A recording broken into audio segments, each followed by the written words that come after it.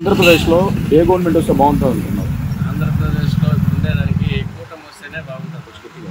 కూటమి Janasena BJP alliance కూటమి వస్తే బాగుంటుంది. ఎందువల్ల? డెవలప్మెంట్ లేదన్న, డెవలప్మెంట్ లేక అందరూ ఆంధ్రప్రదేశ్ వదిలేసి వలసిపోతున్నాను. నేను డ్రైవర్ పని చేస్తున్నాను.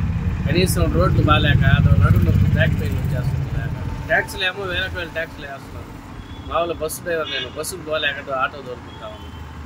అది అట్లా డెవలప్మెంటే లేదు. ఈ వైసీపీ ప్రభుత్వం వల్ల డెవలప్మెంటే లేకుండా ఆర్థికంగా మొత్తం వెనకబడిపోతుంది. రేట్లు భయంకరంగా పెంచేస్తుంది నిత్యావసర సరుకులు. అందువల్ల ఏంటంటే కూటమి వస్తే డెవలప్మెంట్ బాగా జరుగుతుంది. ఉద్యోగాలు వస్తాయి. ఆంధ్రప్రదేశ్ డెవలప్ అయ్యే వెంకటగిరి నియోజకవర్గంలో ఎవరు గెలుపు కోరుకుంటున్నారు?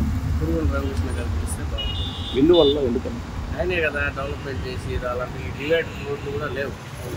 అలాంటి రోడ్లు వేయించాడు, సిమెంట్ రోడ్లు డెవలప్మెంట్. మెయిన్ ఆయన వస్తే డెవలప్మెంట్. వెంకటగిరి నియోజకవర్గం ఆయన గెలిస్తే డెవలప్మెంట్, పైన కూటమి వస్తే డెవలప్మెంట్. ఏ గవర్నమెంట్ వస్తే బాగుంటుందండి? మాకు వైఎస్ జగన్మోహన్ రెడ్డి గారు వస్తేనే మాకు బాగుంటుంది. ఎందుకంటే ఆయన గుండా చాలా సంక్షేమ పథకాలు నాకు వచ్చాయి. ఆయన వల్ల నాకు ఇల్లు వచ్చింది, నా బిడ్డకి అమ్మ ఒడి వచ్చింది, ఇప్పుడు స్కాలర్షిప్ కూడా వస్తూ ఉంది మీద.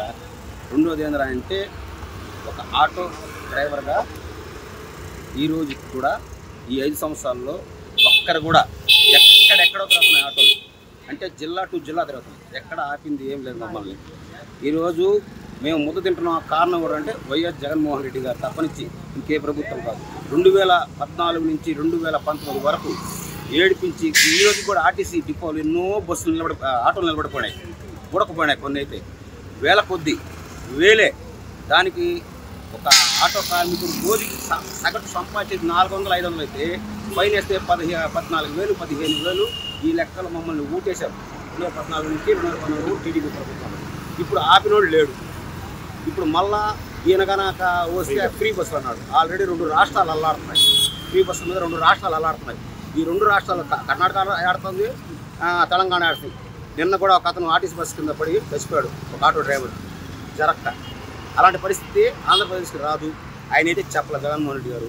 అందుకని మాకైతే ఆయన వస్తేనే మాకు మేలు. వెంకటగిరిలో ఎవరు వస్తే బాగుంటుంది? వెంకటగిరిలో కూడా దాని గురించి చెప్తాను. ఇంతవరకు వెంకటగిరి అభివృద్ధి చెందిన కారణం ఏంటంటే నేదురుమల్లి జనార్దన్ రెడ్డి గారు మీదే వెంకటగిరి అభివృద్ధి చెందింది. కానీ ఇంకా ఏ పార్టీ వచ్చినా అభివృద్ధి చెందల. ప్రస్తుతానికి ఇప్పుడు ఆయన పోటీ చేస్తున్నాడు కాబట్టి రామ్ కుమార్ రెడ్డి గారు వస్తేనే మాకు వెంకటగిరికి అభివృద్ధి చెందుతుంది, మాకు కూడా న్యాయం జరుగుతుంది. ఆంధ్రప్రదేశ్లో ఏ గవర్నమెంట్ వస్తే బాగుంటుందండి? ఆంధ్రప్రదేశ్ రాష్ట్రంలో సంక్షేమ పథకాలు, అభివృద్ధి కార్యక్రమాలు కానీ ప్రజలకి వాళ్ళకి వేసే పథకాలలో 100% ప్రజలు సంతృప్తి చెందినారు. మళ్ళీ ఇప్పుడు ఆంధ్రప్రదేశ్లో జగన్మోహన్ రెడ్డి గారిని ప్రజలు ఎన్నుకోబోతున్నారు. ఆయనే 100% ఆయన సీఎం అవబోతున్నాడు. అయిన తర్వాత కూడా ప్రజల సంక్షేమ పథకాలని, అభివృద్ధిని ఏ విధంగా పరిపాలన చేస్తాడంటే ప్రజలు ఇంకోసారి మెచ్చి మళ్ళీ మూడోసారి కూడా ఆయన్ని ముఖ్యమంత్రి తీసుకునే విధంగా ఆయన పరిపాలన ఉంటుంది. వెంకటగిరిలో చెప్పాలంటే నేదురుమల కుటుంబ హయాంలోనే వెంకటగిరి అభివృద్ధి చెందింది. కొంతమంది చెప్పుకుంటున్నారు, నేను లైట్ వేసాను, ఆ కాలం గడిచాను, రోడ్డు వేశాను. అవి కాదు శాశ్వతం. ప్రజలకి 10 మందికి ఉపయోగపడే విధంగా ఎవరైతే అభివృద్ధి కార్యక్రమాలు అక్కడ చేశారంటే అది ఒక నేదురుమల కుటుంబంలోనే జరిగింది. జనార్దన్ గారి హయాంలో హ్యాండ్లూమ్ టెక్నాలజీ తీసుకొచ్చాడు. ప్రజలు ఈ చేనేత కార్మికులు ఎక్కువ కాబట్టి వాళ్ళకు ఉపయోగపడే విధంగా హ్యాండ్లూమ్ టెక్నాలజీ తీసుకొచ్చాడు. అదేవిధంగా బెటాలియన్ తీసుకొచ్చాడు. బెటాలియన్ తీసుకున్న తర్వాత ఆయన ఇక్కడ స్థానిక లోకల్గా 100 మందికి ఉద్యోగాలు ఇచ్చారు. మా తెలుసు 100 మందికి లోకల్ వాళ్ళకి. అది స్థానికంగా ఒక మంచి కార్యక్రమం, మంచి అభివృద్ధి చెందే లాంటి దాన్ని తీసుకొచ్చి పెట్టి పోలీస్ బెటాలియన్ని చేశాడు. అదేవిధంగా ఈరోజు వెంకటగిరిలో తాగే నీళ్ళు ప్రజలు ఇబ్బంది లేకుండా తాగుతున్నారంటే ఆనాడు ఆయన తెచ్చిన రాజలక్ష్మి గారు జనార్దన్ కలిసి తెచ్చిన సమ్మర్ స్టోరేజీ, రైతులకు ఉపయోగపడే విధంగా నిమ్మశ్రేణి పరిశోధన కేంద్రము. ఇక్కడ నా వార్డులో 8వ వార్డులో ఆయన విద్యా సంస్థలు ఎందుకు తెచ్చాడంటే గురుకుల పాఠశాల ఒకటి తెచ్చాడు, మోడర్న్ స్కూల్ ఒకటి తెచ్చాడు, హ్యాండ్లూమ్ టెక్నాలజీ ఒకటి తెచ్చాడు, జూనియర్ డిగ్రీ కాలేజ్ ఒకటి తెచ్చాడు, జూనియర్ కాలేజ్ ఒకటి తెచ్చాడు. ఇంకా చెప్పుకుంటూ పోతే ఎన్నో గ్రామాలలో ఎన్నో అభివృద్ధి కార్యక్రమాలు. ఆ రోజు 83 వెంకటగిరిలో ఆయన నామినేషన్ చేసే రోజు గ్రామాల్లో పోతే ఎక్కడ పడి బిందు సడ్డాన్ని పెట్టేవాళ్ళు. రోడ్డులో పోతా ఉంటే ఇంతలో మడుగులో నడిచేటోళ్ళు వర్షం పడి రోడ్లు ఇది చెరువా మడుగు అనుకున్నారు అందరూ. ఆ విధంగా ఉంది. ఆ రోజున కాన్స్టిట్యూషన్ మొత్తం తిరగాలంటే 3 నెలలు నీ కాన్స్టిట్యూషన్ తిరిగి ఉండేవారు. అంత పెద్ద కాన్స్టిట్యూషన్ అని దానికి ఆయన ఎక్కడ ఏం కావాలో ప్రతి గ్రామంలో అవగాహన తెచ్చుకొని ప్రతి గ్రామానికి రోడ్డు సౌకర్యం గెలిపించారు.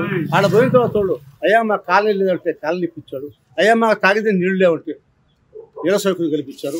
అనేక అభివృద్ధి కార్యక్రమాలు, ప్రజలు ఉపయోగపడే కార్యక్రమాలు, ప్రజలు మెచ్చుకునే కార్యక్రమాలు, శాశ్వత కార్యక్రమాలు ఒక్క నియోజకవర్గ హయాంలో జరిగింది. ఇంకెవరు చేయలేరు కూడా. ఆ విధంగా ఇందులో తేలారు చేయలేరు ఆ ఒక కుటుంబం.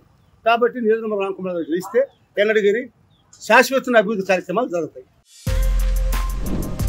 For more videos like this, subscribe Big TV channel.